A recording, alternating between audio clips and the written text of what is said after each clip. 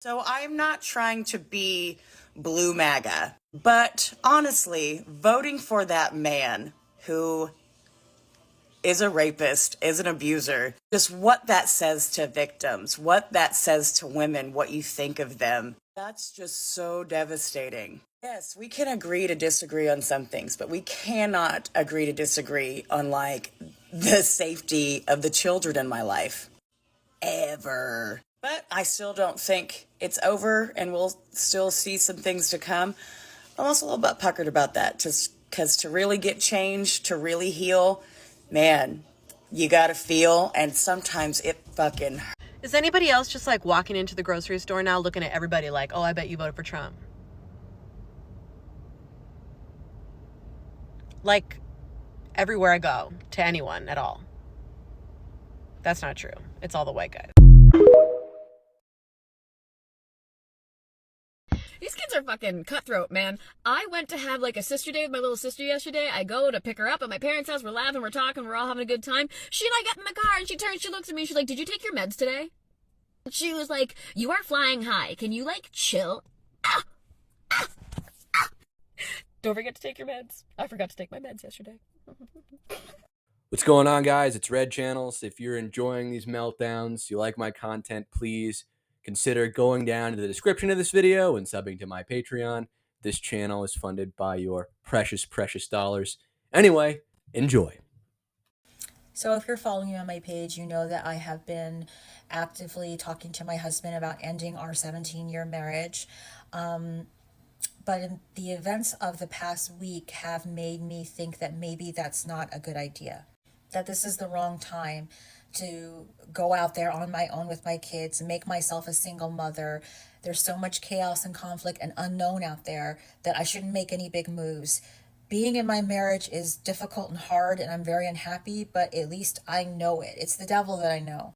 But then a couple days after the election, I think I was watching a video, where Trump was talking about dismantling the Department of Education. And I have 2 kids who have IEP, so I was emotional and upset about it. My husband had come home and he had asked me, what's wrong? And I told him nothing. I said, I'm fine, I'm just not feeling well. And then he walked off. And the reason why I didn't tell him about what I was really feeling is because I know that my husband is not a person that I would talk to about my emotions and feelings, because it's not safe. It would have turned into an argument about politics, or about how a woman shouldn't be president, or about conservative and libertarian and Joe Rogan and all this other shit. And my feelings would be cast aside, not meaningful or important. And that made me realize that my instinct was correct. Being a woman in America is having a sitting member of Congress attack and body shame you publicly when you are 19 years old, and then having Donald Trump nominate him to be the Attorney General of the United States. That's what I'm going through today.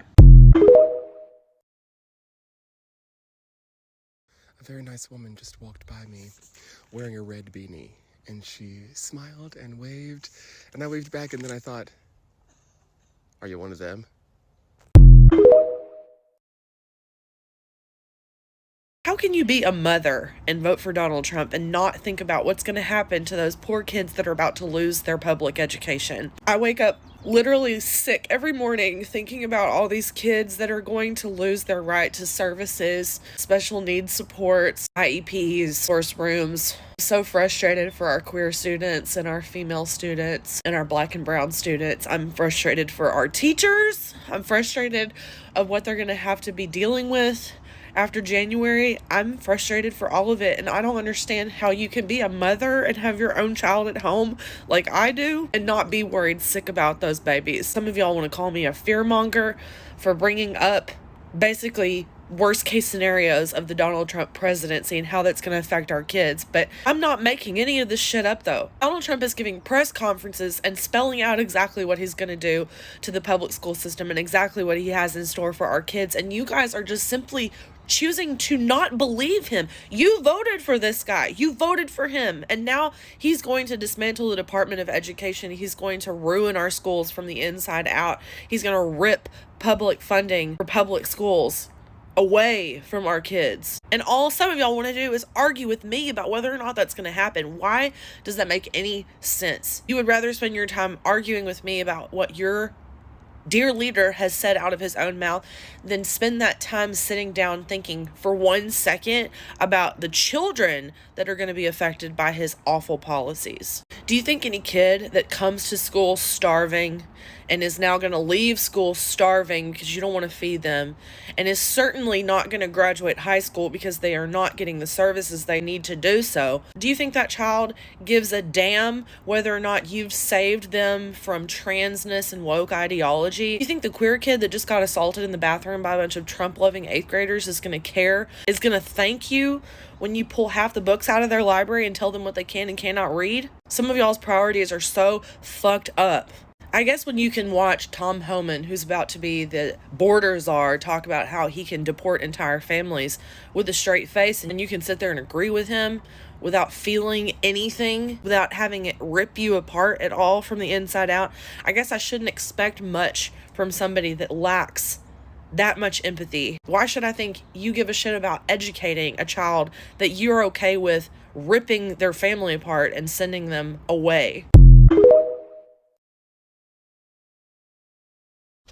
Have you come across that video yet where the 20-some-year-old woman is crying because her grandma and her mom have cut her off because she voted for Trump? Imagine being so ignorant and not knowing how progressive your mom or your grandma are.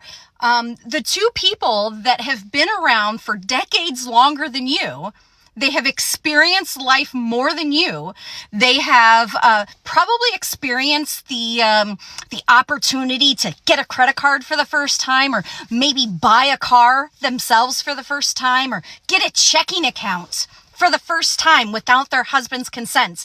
And, and you're surprised that they cut you off because you voted for Donald Trump? Do you talk to your family on a regular basis, or is this just you decided to call them and gloat that Trump won and that you voted for him, and they're like, nah, you're cut off? Have you? To the people who are telling me I'm fucking delusional for having any hope about this at all, honestly, I feel sad for you. I have to have hope because this is ridiculous. Like, I don't understand how he could have won. If he did really win, what the fuck? But I will continue to have hope for a better future because I have to. And if you want to continue to not have hope and not fight, then you're doing exactly what they fucking want you to do, which is give up. You know what? We could get a black female president for 2 months, right? Could Joe Biden drop out and make Kamala president? What would be the problem with that? What would happen? Somebody tell me. Because America is over. I think we all understand that. So could Joe Biden drop out? And for just 2 sweet months, we have Kamala Harris as our president. What do you think? Tell me. Experts. Because I'm going to primary sources because this is definitely something I don't know about. Pros, cons, thoughts. You think they're going to do it? What else are they going to do? I got a little bit of time. I made a video in July when I was like, listen, I hope after the the Supreme Court decision, I said, I hope Joe Biden use that, basically immunity clause thingy to try to save the country, even if it meant kind of violating the Constitution, because, the president is given that absolute immunity. Tell me, can Kamala be president for 2 months? Announcing today we will take the billions and billions of dollars that we will collect by taxing, fining, and suing excessively large private university endowments, and we will then use that money to endow a new institution called the American Academy. Its mission will be to make a truly world-class education available to every American, free of charge, and do it without adding a single dime to the federal debt. So this happened this week, and I'm not sure why no one's talking about this. Free college education. Trump just announced that. He's made a lot of announcements, and this one is absolutely insane. Only politicians could have dreamed of ever doing something like this in their presidency, and he just casually throws it out there a week after he won the presidency. I even asked ChatGPT if this is legit. It is legit, and it's a real accredited degree. Using study groups, mentors, industry partnerships, and the latest breakthrough in computing, this will be a truly top-tier education option for the people. It will be strictly non-political, and there will be no wokeness or jihadism allowed.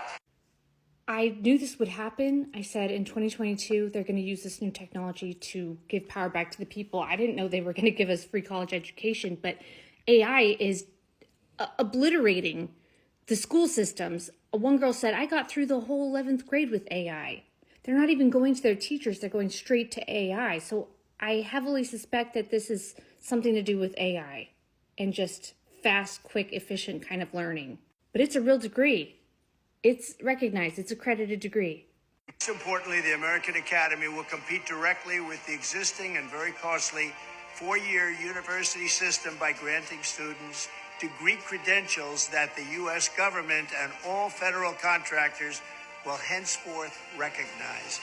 The Academy will award the full and complete equivalent of a bachelor's degree. In addition, to help the 40 million Americans who have some college education but no degree, the American Academy will grant credit for past coursework at legacy institutions and give you the chance to complete your education at the American Academy for free and much more quickly than is now possible or available.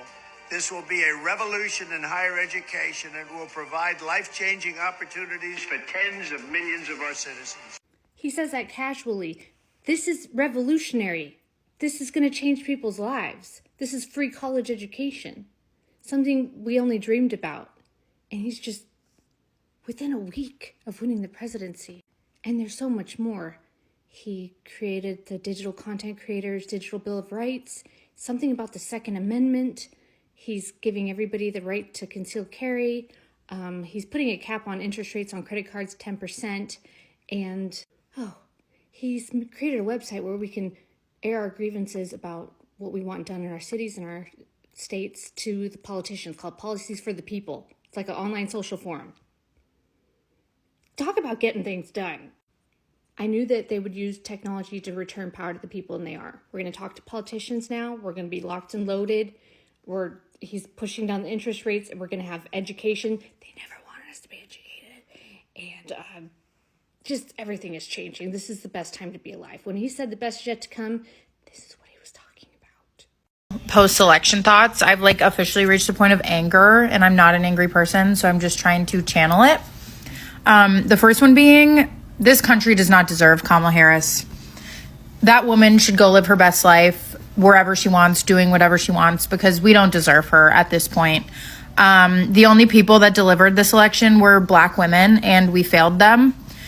And it's just heartbreaking, and we've got to do whatever we can to support them and support our people through these next 4 years. Another one is, these people have to live in their own skin, as in JD Vance and Donald Trump have to be JD Vance and Donald Trump. And that is not a punishment I would wish upon anybody except those two individuals. So I'm just really grateful that I am who I am and that I'm on the side of love and hope and joy and progress.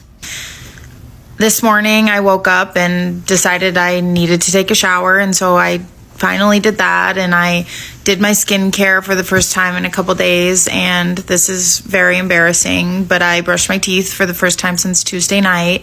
Have you seen Kamala's most recent email? The first line in the email: I started out as a prosecutor. Girl, we know! Throughout my career, I have seen people at some of the worst times in their lives. People who had suffered great harm and great pain and yet found within themselves the strength to fight for justice, for themselves and for others. Their courage served as an inspiration to me, and I hope it will serve as an inspiration to you. You see, the light of America's promise will burn bright as long as we keep fighting. This fight for freedom, for opportunity, for fairness, and the dignity of all people is not one I intend to give up. I am asking for you not to either. My soul needed that! Now, as we know, Kamala, her team, AOC, people have been quite cryptic this past week. Many of us struggling to keep hope that DJT will be prosecuted. Not to mention all of the cabinet appointees. Yeah, none of this has been making sense. And it is in my opinion that Kamala will bring justice for us all to that White House. Now, how soon will she be able to do all of this? Because let's be real, this is layers and layers and layers deep. But I am hopeful it will happen.